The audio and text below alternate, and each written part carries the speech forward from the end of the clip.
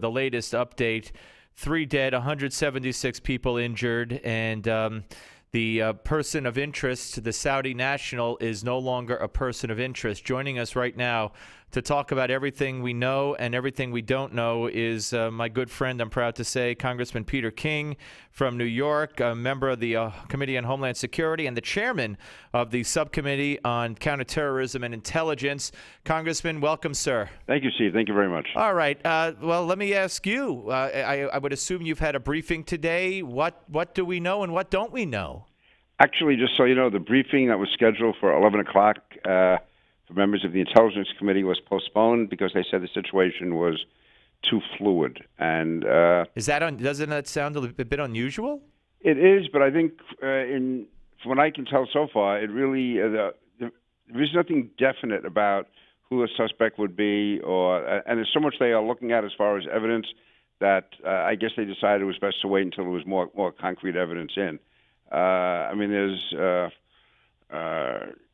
been reports that the bombs were what are called pressure cooker bombs. Yes. And that was from Inspire magazine, or that was certainly in Inspire magazine, how to build these bombs.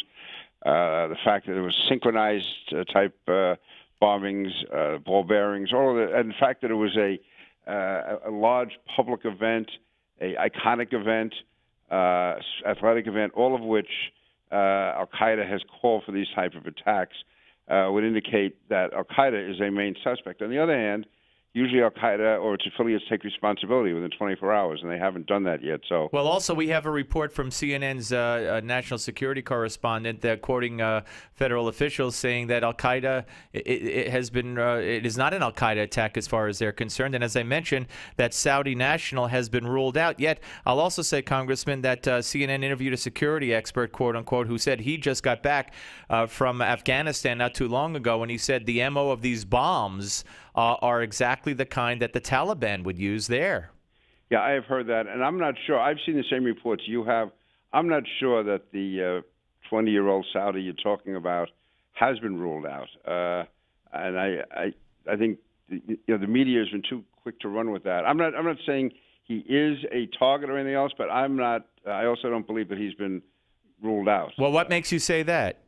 Just from people I've been talking to, I think that they. I'm not saying they're zeroing in on him, but I don't think that he's been ruled out. That's all I'm saying. I would wait until that's officially announced until we get a better announcement on that. Of course, again, they did raid his house, and they carried out a bunch of plastic bags worth of material. So it did seem strange that all of a sudden he's now being described as someone who was in the wrong place at the wrong time, but running from the scene because he was injured and burned. Why would you run from the scene if you're injured or burned? It doesn't seem to add up. No, I mean, there's certainly questions, which is why they went and got a search warrant. Remember, to get the search warrant, I assume they had to go to court to get it. It was a court-ordered search warrant, so they had to show some sort of probable cause, to raid someone's home. So I guess I just wouldn't be that quick to rule that out. Also, to say that Al-Qaeda, I know I've seen that too. Some people saying it's not Al-Qaeda. I mean, that I'm almost certain from talking to people who are close to the investigation. I don't mean people in the investigation, but people who I believe have a knowledge of it.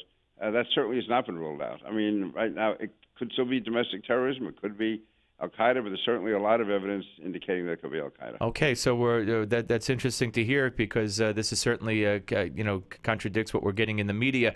Congressman, why aren't we further along? And are you concerned? I know it's a different circumstance. I understand that completely. But to hear the president, say we'll get to the bottom of it, we're not going to rest until the people are brought to justice.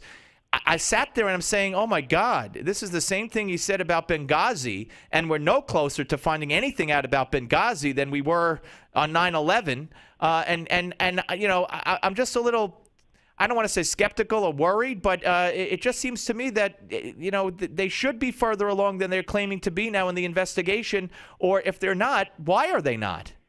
Well, I think one difference with Benghazi is that there was a motive for the administration to slow down the Benghazi investigation because it reflected on them directly as far as not having done enough for security, not really knowing what was happening over there, even though they had enough warning that they should have.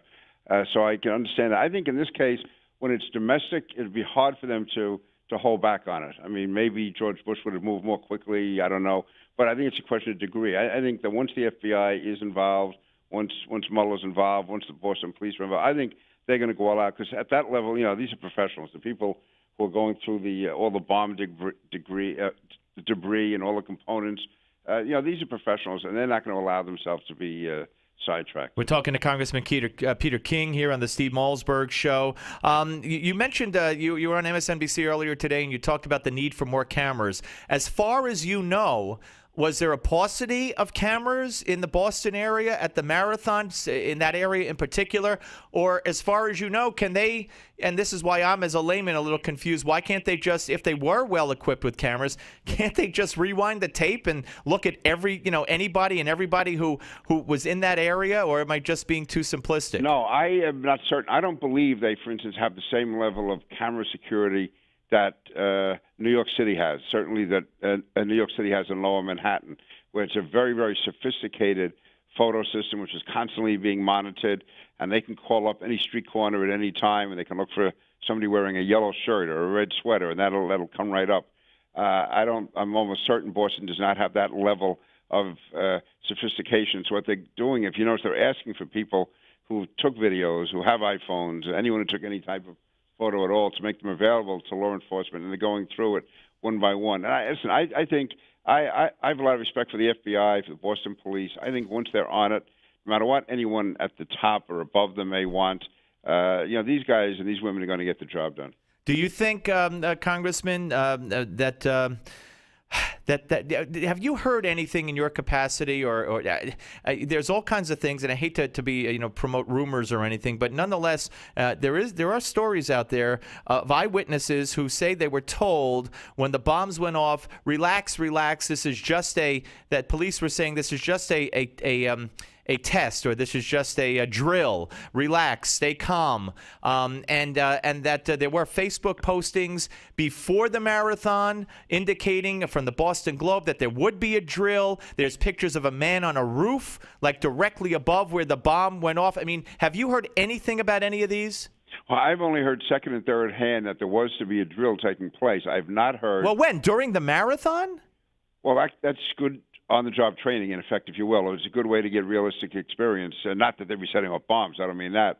But that they would have been maybe setting up a situation. I just heard there was a type of drill. Again, I'm hearing this second or third hand, that would be a way for them to get real-life experience. And but again, there was no talk of setting off explosives or any type of even dummy explosives. No. All right, listen, Congressman, thank you so much. I'm glad the show is now 11 weeks old. I'm glad to have you on finally, and we'll get you back. And thank you for your time, sir. Thank you. Bye-bye. All right, Congressman Peter King, ladies and gentlemen, making huge news that everyone should be picking up on, that despite what you're hearing on CNN and Fox and everywhere else, and we're going to have Steve Emerson on next, the man who broke the story on Fox about an hour ago, saying that the Saudi national, who was a subject of interest, a person of interest. They never called him a suspect. They never even called him a person of interest. But there were reports from people like John Miller, who used to work with the FBI. He's now a CBS analyst, saying that this Saudi man